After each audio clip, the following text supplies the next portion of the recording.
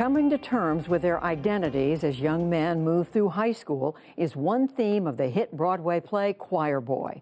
Jeffrey Brown reports how celebrated playwright Terrell McCraney is busy writing more work for film, television, and the stage as part of Canvas, a regular series on arts and culture. Lower your voice, boy. Quiet hours. It's me you talking to. The new play Choir Boy is set in a mostly black, all-male boarding school. My mother would never. Oh, I don't know about your mother, but your mama, boy, woo, yeah. Sit your lanky self down, just all these limbs. Young boys yearning and learning to become men. They and the play itself use music to express joy and sorrow, anger and pain. Way down yonder by myself, and I couldn't hear nobody pray. It's a play with music, but it's not a musical. I think folk don't even recognize that the young men singing on stage, they have very little help. There's no orchestra. It's just them singing with each other and making those harmonies. And so that in itself is sort of astonishing. But the nakedness of it, the sort of bareness of that is what's always been thrilling about what Negro spirituals are. The 38-year-old McCraney, author of 8 previous plays and winner of a MacArthur Genius Grant, burst onto the national stage as the Oscar-winning co-writer of Moonlight, a film based on his own life growing up gay in Liberty City, Miami, an outsider in his own community and the wider world.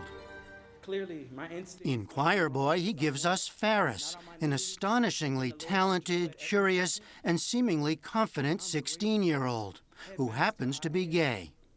Jeremy Pope plays Ferris in a sensational Broadway debut. Thank Drew for letting me live alongside these good other strapping mean behind boys who don't have no problem displaying all kinds of bad behavior and ill will towards me.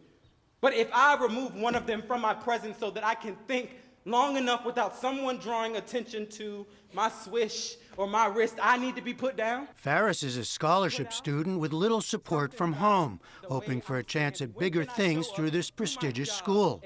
But this is a place where his sexuality is not acknowledged. What is vital to this story and personal is that Ferris has chosen to do his talent, but to only bring your talent and to not bring the rest of you. And that I feel like that has been something that has happened to me my whole life. If it's not my blackness, if it's not my queerness, it's like, just bring the talented part of you. Come do the thing we ask you for and leave the rest at home. All right. Way down yonder by myself. Ferris is a character we don't often see on stage and certainly not on Broadway. For McCraney, he's a modern embodiment of the long but unspoken history of the black church and the music that sustained so many. Hallelujah. Oftentimes, the folk who lead us in singing those songs in churches are young queer men. And it's something we don't talk about. It's something we don't mention in public. Yeah.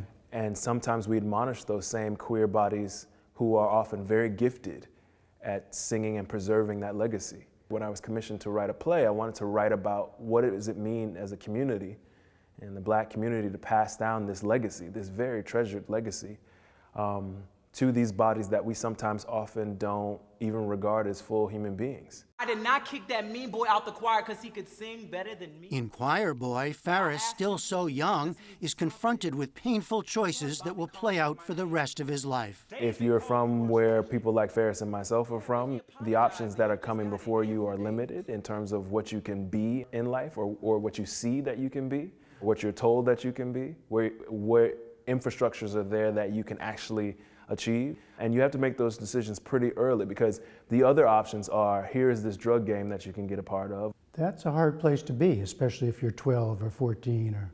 Many young people grow up in that environment even now. It's important for me to keep shining a light on that. McCraney's writing is now showing up in a variety of forms, including a screenplay for the new Netflix film High Flying Bird by director Steven Soderbergh. And a new TV series titled David Makes Man is in production for the OWN network, with Oprah Winfrey and Michael B. Jordan as executive producers. In addition to all that, McCraney heads the playwriting department at the Yale School of Drama. Do you see a connective thread in your work? Oh, yeah, Yeah. for sure. And how do you define that? I know that I'm, consistently working in a place of love and community, consistently working about, Black people. By only bringing your true idiosyncratic self, the weird parts of you. I had a professor who said, bring yourself warts and all to the table. Do you get the most out of your art? What is it that you want people to walk out of the theater with? When you walk in a Choir Boy, I hope you walk in hungry for some questions, and then I hope you walk out full of questions, especially about how much room we make for each other. At its root, that's the main question about Choir Boy. How much space can we make for each other in our community, in our legacy, in our futures? Do we make enough space for the people who are different than us? I hear rockin' in the land and ringing them bells. Choir Boy runs on Broadway through March 10th. For the PBS NewsHour, I'm Jeffrey Brown in New York. In Jerusalem, ringing them bells.